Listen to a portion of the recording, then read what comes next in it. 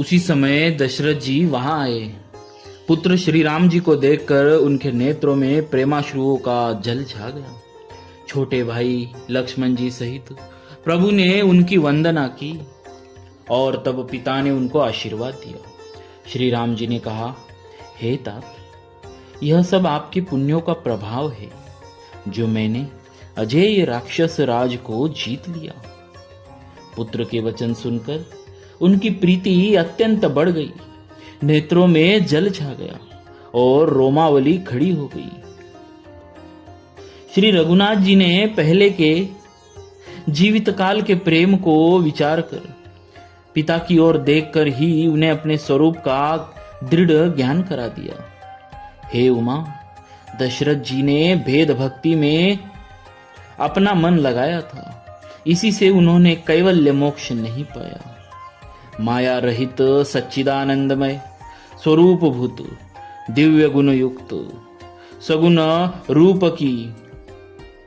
सगुण स्वरूप की उपासना करने वाले भक्त इस प्रकार का मोक्ष लेते भी नहीं। उनको श्री राम जी अपनी भक्ति देते हैं। प्रभु को इष्ट बुद्धि से बार बार प्रणाम करके दशरथ जी हर्षित होकर देवलोक को चले गए।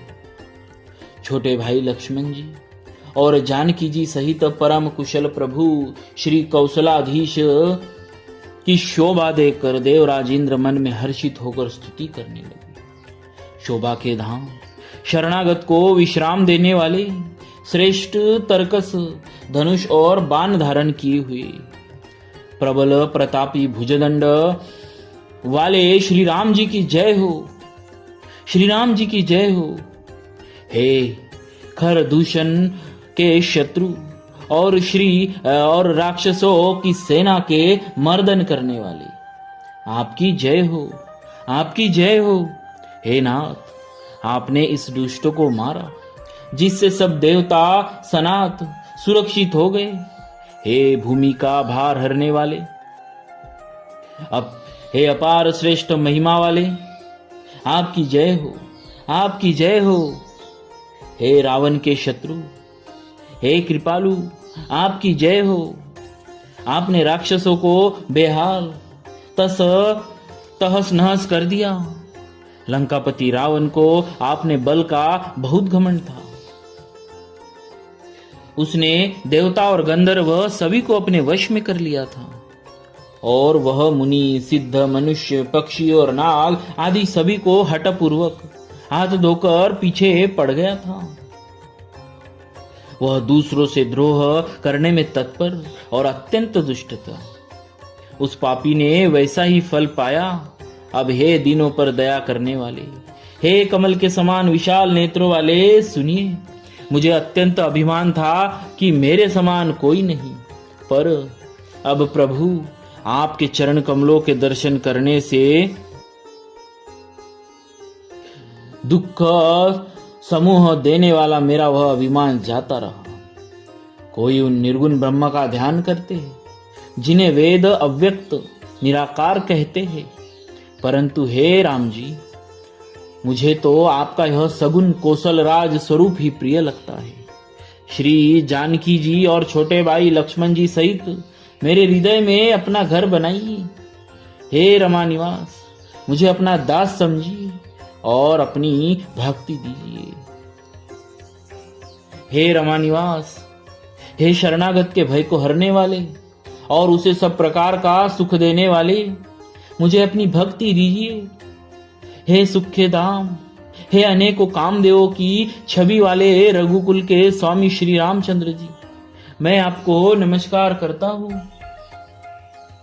हे देव समूह को आनंद देने वाले, जन्म मृत्यु हर्ष विषाद सुख दुख आदि द्वंद्वों के नाश करने वाले, मनुष्य शरीरधारी अतुलनीय बल वाले, ब्रह्मा और शिव आदि से सेवनीय करुणा से कोमल श्री राम जी, मैं आपको नमस्कार करता हूं। हे कृपालु, अब मेरी और कृपा करके कृपा दृष्टि से देखकर आज्ञा दीजिए कि मैं क्या सेवा करूं। इंद्र के ये प्रिय वचन सुनकर दीन दयालु श्री राम जी बोले,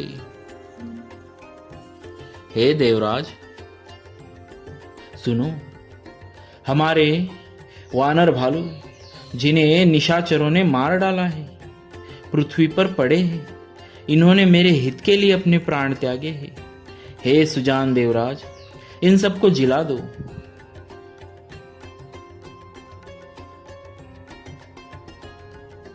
काकभूषुंडी जी कहते हैं, हे गरुड़, सुनिए, प्रभु के वचन अत्यंत गहन गूढ़ है।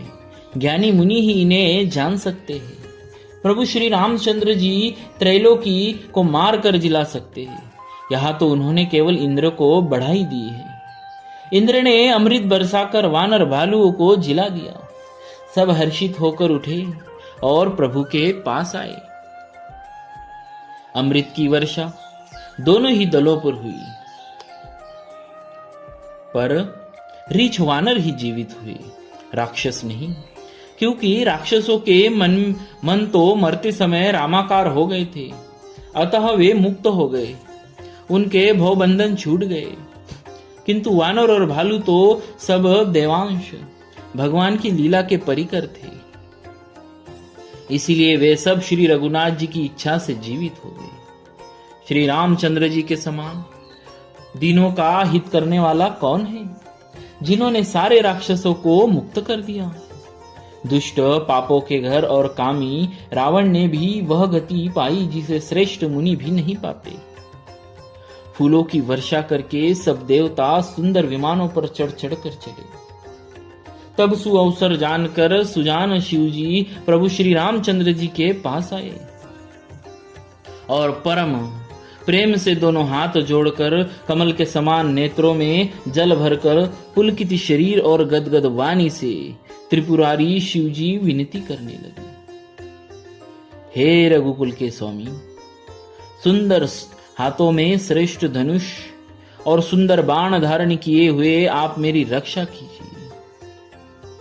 आप महामोह रूपी मेघ समूह के उड़ाने के लिए प्रचंड पवन है, संशय रूपी वन के भस्म करने के लिए अग्नि है और देवताओं को आनंद देने वाले हैं।